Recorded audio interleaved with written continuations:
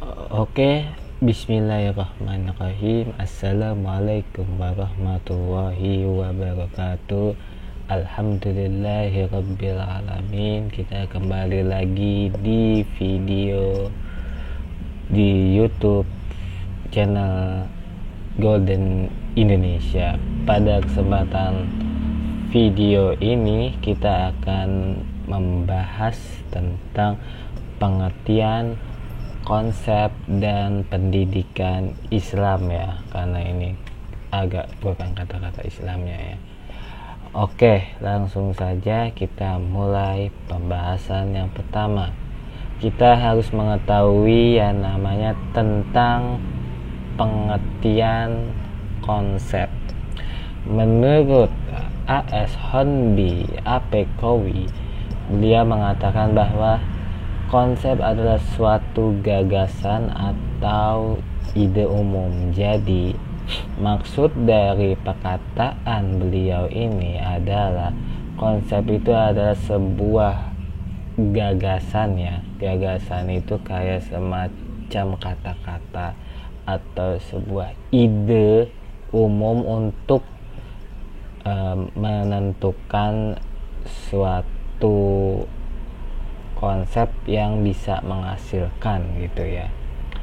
Jadi berikutnya menurut KBBI atau Kamus Besar Bahasa Indonesia, ide atau pengertian yang diabstrakkan dari peristiwa konkret atau biasa juga disebut dengan gambaran mental dari objek. Nah, jadi konsep ini adalah kayak gambaran dari suatu tema pembahasan, misalkan konsep pendidikan Islam. Nah, jadi gambarannya gitu loh, gambaran pendidikan Islam itu seperti apa gitu loh. Ada konsepnya, konsep itu rencananya ya. Oke, berikutnya ada pengertian pendidikan. Nah, pengertian pendidikan di sini menurut Muhammad Nasir adalah suatu pimpinan jasmani dan rohani untuk menuju kesempurnaan. Jadi beliau mengatakan seperti itu.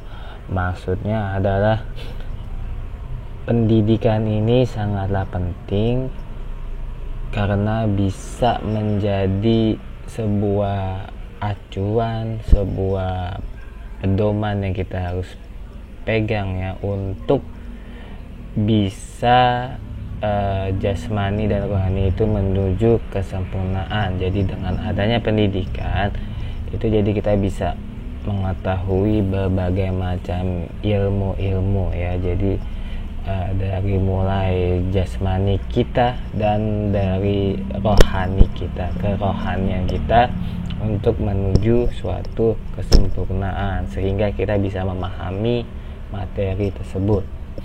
Nah, menurut Sisdiknas bab 1 ayat 1, yang pertama yaitu usaha sadar dan terencana, yang kedua belajar, yang ketiga mengembangkan potensi. Maksudnya dari ketiga ini adalah yang pertama dari usaha sadar dan terencana. Jadi dengan adanya pendidikan itu kita bisa belajar ya, bisa belajar dengan terencana gitu loh. Jadi pendidikan itu kan ada rencana-rencana kayak mulai rencana pembelajaran gitu ya. Kita mau ada tema-temanya nih, temanya apa gitu lah. Secara kita belajarnya itu, pendidikan itu secara sadar dan harus terencana.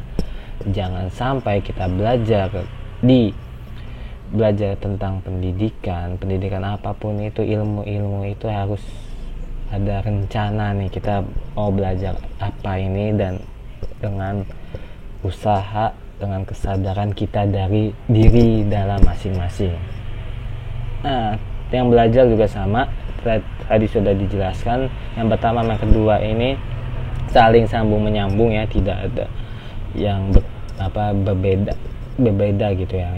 Yang ketiga ini mengembangkan potensi. Jadi dengan kita mempelajari pendidikan ini, kita bisa mengembangkan potensi kita sehingga kita mendapatkan suatu ilmu dengan cara kita belajar di lembaga pendidikan. Nah, pendidikan itu jadi kita bisa dididik gitu loh, supaya agar lebih baik lagi dan bisa mengembangkan potensi dalam diri kita.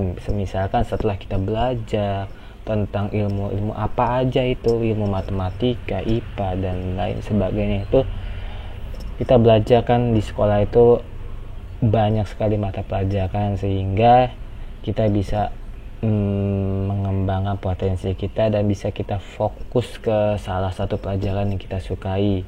Misalkan kita potensi kita itu, atau kita merasa sangat bisa ini di matematika, ya udah kita kembangkan itu, belajar dengan matematika, sehingga kita dengan pendidikan ini kita bisa mengembangkan potensi atau bakat di dalam diri kita gitu.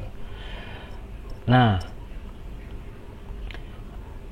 pengertian pendidikan Islam dari menurut Dr. Yusuf Qaradawi, yaitu dia berkata, pendidikan manusia seutuhnya, rohani dan jasmani, menghadapi masyarakat dengan segala kebaikan dan kejahatan.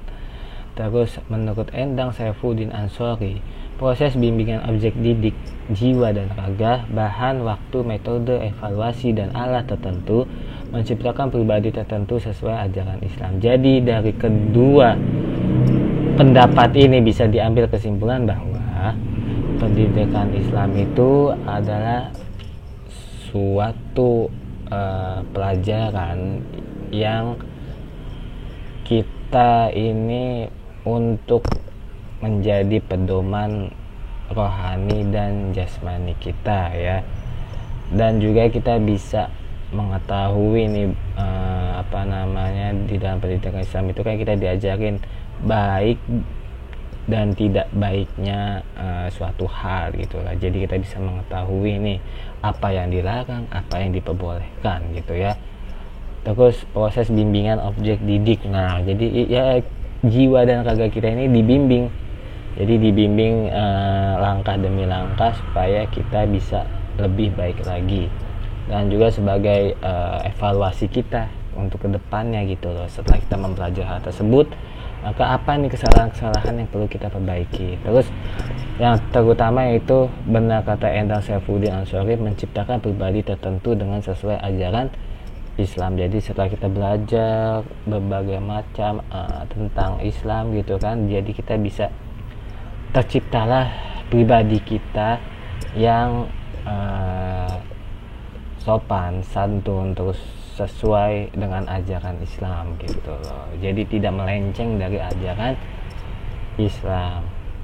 Nah, berikutnya ada lagi, menurut Azumardi Azra, pendidikan Islam adalah suatu proses pembentukan individu berdasarkan ajaran-ajaran Islam yang diwahyukan Allah Subhanahu wa taala kepada Muhammad sallallahu alaihi wasallam. Menurut SPI, bimbingan rohani dan jasmani menurut ajaran Islam mengarahkan, mengajarkan, melatih, mengasuh, dan mengawasi berlakunya semua ajaran Islam. Yaitu yang tadi sudah saya sebutkan tadi ya, kita pendidikan Islam itu ya kita belajar tentang Islam gitu lah. Ajaran Islam yang benar-benar diwahyukan oleh Allah kepada Nabi Muhammad, dan juga mengarahkan kita, mengajarkan kita, melatih, mengasuh, dan mengawasi berlakunya semua ajaran Islam. Jadi itu pendidikan Islam itu kita sangat penting untuk kita pelajari. Oke, paling itu saja pembahasan di video ini mengenai pengertian, konsep, dan pendidikan ya.